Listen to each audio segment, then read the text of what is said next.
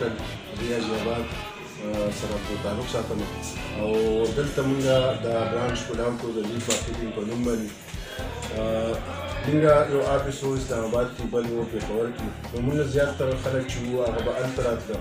او زیاتره د دې لوکل زموږ نه د دیر او د تیمرګري د دې ځای خلک وو نو موږ بیا دا یو سوچ وکړو چې یاره موږ ولې نه په تیمرګره کې یو آفیس کولاو کړو چې د دغه خلکو ټایم بچت کړو د دغه خلکو پیسې بچت کړو او د دې یاره کرکه ختمه شي نو په دغه سلسله کې موږ دلته آفیس کولاو کړو د لیډ مارکیټینګ په نوم باندې او زموږ سره ټولې سوسایټیانې تقریبا په اسلام آباد پېښور لوکار هر ځای کې کومې سوسایټیانې دي هغه موږ ټول پیش کوو او زموږ سره خاص کر کینګډم ده بلو ورډ ده تاج رزیډنشیا ده پارک ویو ده نووا سټي ده سلور سټي ده نیو سټي ده په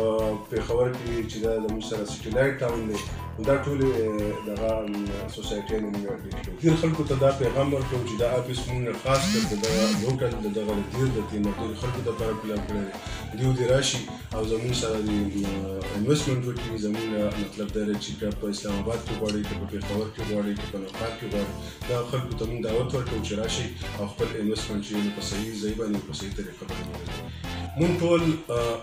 که زه یم که سهیل دی که اسناد دی نو دا د دې خاورې خلک دی او د دې علاقې ټول ماشاءالله ښه خاندانونو والا خلک دی نو انشاءالله لکه مطلب د اوسه پورې د هغوی پلار نیکونو څه اخوا دیخوا نه دي کړي نو انشاءالله د دوی بچي خو قطعا نشي کولی نو دا د دې ځای ډېر لوکل خلک دی او انشاءالله دا خلک په امید دی او دا خلک دا پیژني نو انشاءالله دا خلک به پخپله راځي السلام علیکم زما نوم مظهر عالم د کرک علاقې نه تعلق ساتم او زموږ فیلډ چې کوم دی د ریل اسټیټ ډیولپمنټ اینډ مارکیټینګ دی ټوټل کار کوو دلته تیمرګری کې زموږ د آفیس چې کوم دی د راوړلو او د کنټرولو مقصد هم دا دی چې د دې ځای لوکل خلکو ته د ریل اسټیټ باره کې نالج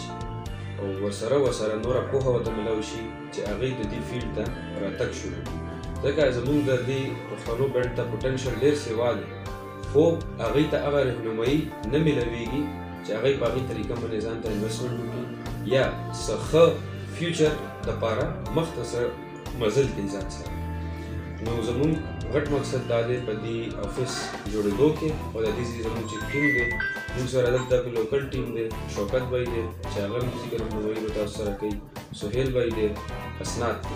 دا زموږ درې د دې لوکل ریپرزنټیټیو دی چې دوی به دا ټول پروجیکټس باره کوي زموږ د سلیکټ ډیولپمنټ اینډ سلیکټ مارکیټینګ دا